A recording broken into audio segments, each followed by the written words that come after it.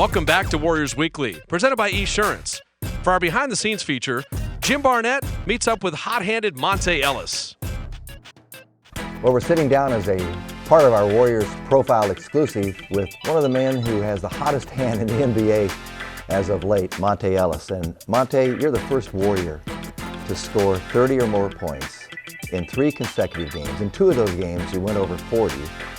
How does it feel to have everything clicking for you offensively? Really, it feels great. My body feeling tremendous. My ankle's doing great, 100%. Our team playing well. Everything's starting to click together. We're still shorthanded, but with the guys that we have, we're still going out to compete every night. But I give everything credit to my big men because they the one who set the pick, giving me the opportunity to go one-on-one against their 5-man. So, hats off to them, and they're the reason why I'm doing what I'm doing now. We know when this started happening, but all of a sudden you go from one level at a high level and then take it to a superstar level that is very difficult to do in this league. How did that come about? I mean, is it a mental thing? All of a sudden you accomplish something and then you set your standards higher and then it gets, you just go to that level? Like I said, my body started feeling different and a whole lot better. And I got into basketball shape. And, my shots started going down. I started staying out the practice, giving me up at least 150 shots. And really just keying on, being the guy that, Coach want me to be. And that's to lead this team and try to do whatever I can to help us win. I appreciate what you're doing offensively, and I admire it, and I respect it because I know what it takes. And I also know what it takes defensively. And it started, it seems to me, with that Portland game where you took the challenge of Brandon Roy and essentially shut him down in the second half. He went 2 for 11, Monta, in the second half. And you gave up size and strength to him. It seemed, and I've learned a long time ago, I've heard coaches say it's just a matter of determination. Where has this defensive prowess, this defensive ability that you're now exhibiting, where does that come from? I always said I just, never got the respect that I should have get for being a defensive player. They judge it off basically like when you're doing a screen and roll or something like that, but individual, I always can, guard a guy like that, no matter who it is, really. And, coaches, them giving me an opportunity to guard the best guy on their team, man. It's like hitting the second shot. You got to concentrate, focus, and try to knock it down.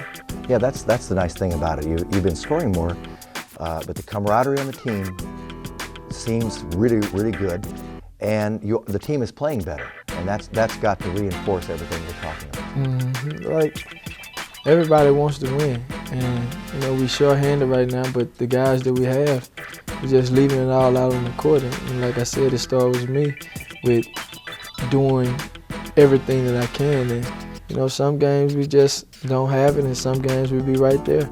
But the way that we're going, we can only go up. And I see this team going up, and we're going to succeed. And at the end of the day, we're going to be on top. Are you on target with what you're trying to do for yourself, at least this year, your goals? Well, I didn't even really set goals for myself individually. I set it as a team, like trying to get this team to the playoff, get our team to one of the elite teams in the NBA. And right now, we have a foot in the door.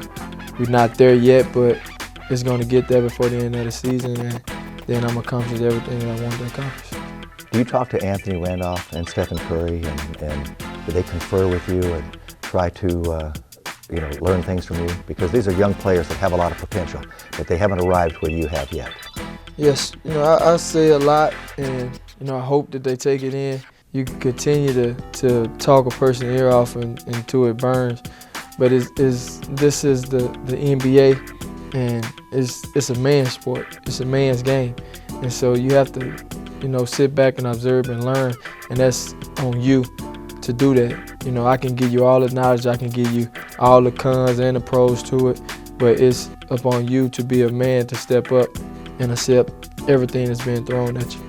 We just go from there. But those guys, they're going to be great in this league. Like, it's no different when I was young or when I came in the league. When I first came in the league, I wasn't the Monta Ellis that you see right now. I wasn't. You know, it's a growth process, but you know, I think those guys are gonna be all right. Monta, continued success, and it's a pleasure to see your development and your growth. And it's a pleasure to call the games with you on the Golden State Warriors. Yes, sir. Thank you. Hi, my name is Neville Ryan. I've been a season ticket holder for the Golden State Warriors for 9 years. My favorite Warrior moment is when the Golden State Warriors defeated the Dallas Mavericks in the '07 playoffs. Stay tuned for Tim Roy's Journal coming up next on the Warriors Weekly.